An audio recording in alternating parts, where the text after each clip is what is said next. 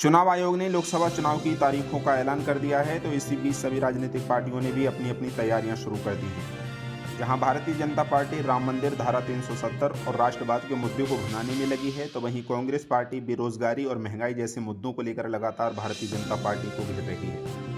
तो इसी बीच जनता के बीच से एक ओपिनियन पोल सामने आया है। क्या है वो ओपिनियन पोल, उसको बताने से पहले आपको बता दें कि देश में लोकसभा की कुल 543 सीटें हैं, जिनमें से किसी भी पार्टी को पूर्ण बहुमत की सरकार बनाने के लिए 272 या उससे अधिक सीटों की जरूरत होती है। तो आइए सबसे पहले हम बात करते हैं बिहार की। बिहार में लोकसभा की कुल 40 सीटें हैं, जिसमें से इंडिया गठबंधन के खाते में 22 और एनडीए के खाते में 18 सीटें जाने का अनुमान है। वहीं अगर अन्य की बात करें तो अन्य के खाते में बिहार से कोई भी सीट जाती हुई दिखाई नहीं दे रही है। उसके बाद हम बात करेंगे महाराष्ट्र की। महाराष्ट्र में लोकसभा की 48 सीटें हैं, जिसमें से इंडिया गठबंधन के खाते में 26 और एनडीए के खाते में 21 सीटें जाने का अनुमान है। अगर अन्य की बात की जाए तो अन्य के खाते में महाराष्ट्र से एक सीट जाती हुई दिखाई दे रही है। उसके बाद हम बात करेंगे असम की। असम में लोकसभा की 14 सीटें हैं, जिसमें से इंडिया गठबंधन के खाते में 5 और एनडीए के खाते में 8 सीटें जाती हुई दिखाई दे रही हैं। अगर अन्य की बात करें तो अन्य के खाते में एक सीट जाती हुई दिखाई दे रही है। आपको बता दें कि असम में भारतीय जनता पार्टी की सरकार है, तो ऐसे में एनडीए के खाते में सबसे अधिक 8 सीटें जाने का अनुमान है। उसके बाद हम बात करेंगे उत्तर प्रदेश की। उत्तर प्रदेश में लोकसभा की 80 सीटें हैं, जिसमें से इंडिया गठबंधन के खाते में 30 सीटें जाने का अनुमान है। वहीं एनडीए के खाते में 48 सीटें जाती हुई दिखाई दे रही हैं।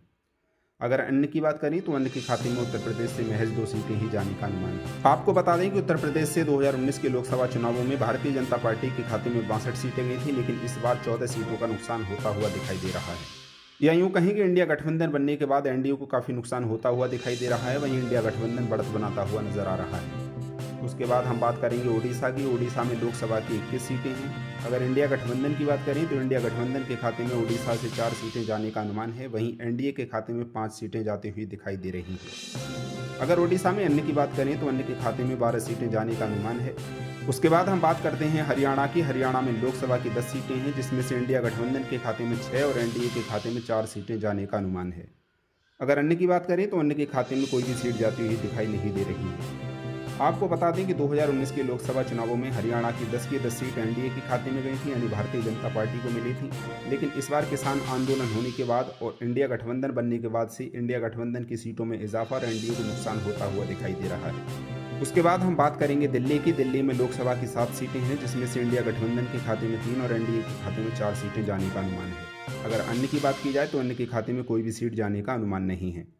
उसके बाद हम बात करेंगे छत्तीसगढ़ की। छत्तीसगढ़ में लोकसभा की 11 सीटें हैं, जिसमें से इंडिया गठबंधन के खाते में 6 और एनडीए के खाते में 5 सीटें जाने का अनुमान है।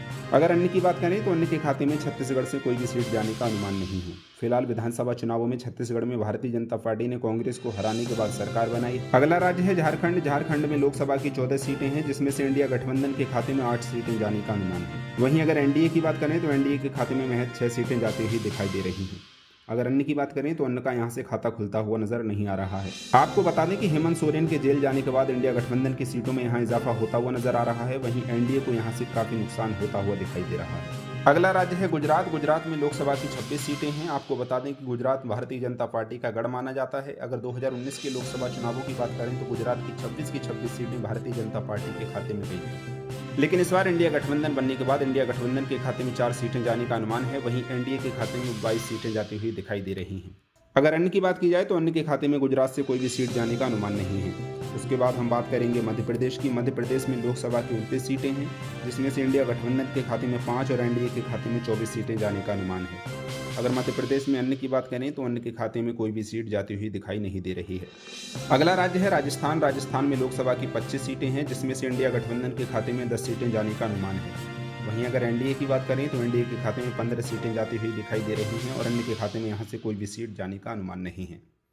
अगला राज्य है आंध्र प्रदेश। आंध्र प्रदेश में लोकसभा की 25 सीटें हैं, जिसमें से इंडिया गठबंधन के खाते में 3 और एनडीए के खाते में यहां से कोई भी सीट जाती हुई दिखाई नहीं दे रही है। अगर आंध्र प्रदेश में हम अन्य की बात करें तो अन्य के खाते में 22 सीटें जाने का अनुमान है। अगला राज्य है पश्चिम बंगाल। पश्चिम बंगाल में लोकसभा की 42 सीटें हैं, जिसमें से इंडिया गठबंधन के खाते में 3 और एनडीए के खाते में 22 सीटें जाने का अनुमान है। अगर अन्य की बात की जाए तो पश्चिम बंगाल से अन्य के खाते में 17 सीटें जाती हुई दिखाई दे रही हैं। अगला राज्य है तेलंगाना। तेलंगाना में लोकसभा की 17 सीटें हैं, जिसमें से इंडिया गठबंधन के खाते में 13 और एनडीए के खाते में महज 1 सीट ही जाने का अनुमान है। अगर अन्य की बात करें तो अन्य के खाते में तेलंगाना से 3 सीटें जाती हुई दिखाई दे रही हैं। तेलंगाना में हाल ही में विधानसभा चुनाव हुए हैं जिसमें कांग्रेस पार्टी ने सरकार बनाई है, तो ऐसे में इंडिया गठबंधन को यहां से काफ़ी बढ़त मिलती हुई दिखाई दे रही है। उसके बाद हम बात करेंगे केरल की। केरल में लोकसभा की 20 सीटें हैं। अगर इंडिया गठबंधन की बात करें तो इंडिया गठबंधन के खाते में केरल से 18 सीटें जाती हुई दिखाई दे रही हैं। वहीं एनडीए के खाते में यहाँ से कोई भी सीट जाने का अनुमान नहीं है। अगर अन्य की बात करें तो अन्य के खाते में केरल से 2 सीटें जाती हुई दिखाई दे रही हैं। अब बात करेंगे कर्नाटक की। कर्नाटक में लोकसभा की 28 सीटें हैं जिसमें से इंडिया गठबंधन के खाते में 18 और एनडीए के खाते में 9 सीटें जाने का अनुमान है। अगर अन्य की बात की जाए तो अन्य के खाते में कर्नाटक से महज 1 सीट ही जाती हुई दिखाई दे रही है। आपको बता दें कि पिछले साल हुए विधानसभा चुनावों में कर्नाटक में भारतीय जनता पार्टी को हराने के बाद कांग्रेस पार्टी ने सरकार बनाई थी, तो ऐसे में इंडिया गठबंधन के खाते में लोकसभा में भी सीटों में इजाफा होता हुआ नजर आ रहा है। उसके बाद हम बात करते हैं तमिलनाडु की। तमिलनाडु में लोकसभा की 39 सीटें हैं जिसमें से इंडिया गठबंधन के खाते में 32 और एनडीए का यहाँ से खाता खुलता हुआ दिखाई नहीं दे रहा है। अगर अन्य की बात करें तो तमिलनाडु से अन्य के खाते में 7 सीटें जाने का अनुमान है। अब हम बात करते हैं हिमाचल प्रदेश की। हिमाचल प्रदेश में लोकसभा की 4 सीटें हैं जिसमें से इंडिया गठबंधन के खाते में 2 और एनडीए के खाते में भी 2 सीटें जाने का अनुमान है। अगर अन्य की बात की जाए तो अन्य के खाते में हिमाचल प्रदेश से कोई भी सीट जाने का अनुमान नहीं है। अब बात करेंगे उत्तराखंड की। उत्तराखंड में लोकसभा की 5 सीटें हैं। अगर इंडिया गठबंधन की बात करें तो इंडिया गठबंधन के खाते में उत्तराखंड से महज 1 सीट ही जाने का अनुमान है। वहीं अगर एनडीए की बात की जाए तो एनडीए के खाते में उत्तराखंड से 4 सीटें जाने का अनुमान है। अगर अन्य की बात करें तो अन्य के खाते में यहाँ से कोई भी सीट जाती हुई दिखाई नहीं दे रही है। अगला राज्य है गोवा। गोवा में लोकसभा की 2 सीटें हैं जिसमें से इंडिया गठबंधन के खाते में 1 और एनडीए के खाते में भी 1 सीट जाती हुई दिखाई दे रही है। वहीं गोवा से अन्य के खाते में कोई भी सीट जाने का अनुमान नहीं है। अब हम बात करेंगे मणिपुर की। मणिपुर में लोकसभा की 2 सीटें हैं जिसमें से इंडिया गठबंधन के खाते में 2 की 2 सीटें जाती हुई दिखाई दे रही हैं।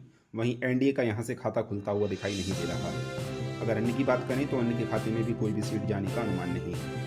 अगला राज्य है अरुणाचल प्रदेश। अरुणाचल प्रदेश में लोकसभा की 2 सीटें हैं जिसमें से इंडिया गठबंधन के खाते में 2 की 2 सीटें जाती हुई दिखाई दे रही हैं। वहीं एनडीए के खाते में यहाँ से कोई भी सीट जाने का अनुमान नहीं है। वहीं अन्य के खाते में भी यहाँ से कोई भी सीट जाने का अनुमान नहीं है। अगला राज्य है मेघालय। मेघालय में लोकसभा की 2 सीटें हैं जो कि इंडिया गठबंधन के खाते में जाती हुई दिखाई दे रही हैं। वहीं एनडीए और अन्य के खाते में यहाँ से कोई भी सीट जाने का अनुमान नहीं है। अगला राज्य है त्रिपुरा। त्रिपुरा में लोकसभा की 2 सीटें हैं जिसमें से इंडिया गठबंधन के खाते में 0 और एनडीए के खाते में 2 की 2 सीटें जाती हुई दिखाई दे रही हैं। वहीं अन्य के खाते में भी कोई भी सीट जाने का अनुमान नहीं है। अगला राज्य है मिजोरम। मिजोरम में लोकसभा की केवल 1 सीट है। अगर इंडिया गठबंधन की बात करें तो यहाँ से कोई भी सीट जाने का अनुमान नहीं है और न ही एनडीए के खाते में यहाँ से कोई भी सीट जाती हुई दिखाई दे रही है। मिजोरम की 1 सीट अन्य के खाते में जाती हुई दिखाई दे रही है। अगला राज्य है नागालैंड। नागालैंड में लोकसभा की केवल 1 सीट है जो कि अन्य के खाते में जाती हुई दिखाई दे रही है। अगला राज्य है सिक्किम। सिक्किम में लोकसभा की केवल 1 सीट है जो कि अन्य के खाते में जाती हुई दिखाई दे रही है।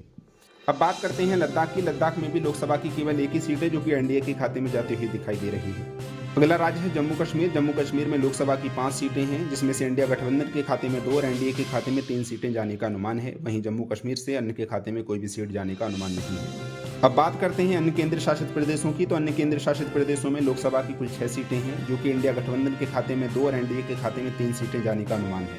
वहीं अगर अन्य की बात करें तो अन्य के खाते में भी यहाँ से 1 सीट जाती हुई दिखाई दे रही है। अगला राज्य है पंजाब। पंजाब में लोकसभा की 13 सीटें हैं जिसमें से इंडिया गठबंधन के खाते में 12 और एनडीए का यहाँ से खाता खुलता हुआ दिखाई नहीं दे रहा है। वहीं अगर अन्य की बात करें तो अन्य के खाते में पंजाब से 1 सीट जाने का अनुमान है। अब बात करते हैं कि किस पार्टी के खाते में कितनी सीटें जा रही हैं। तो आपको बता दें 543 सीटों में से इंडिया गठबंधन के खाते में 242 और एनडीए के खाते में 228 सीटें जाने का अनुमान है।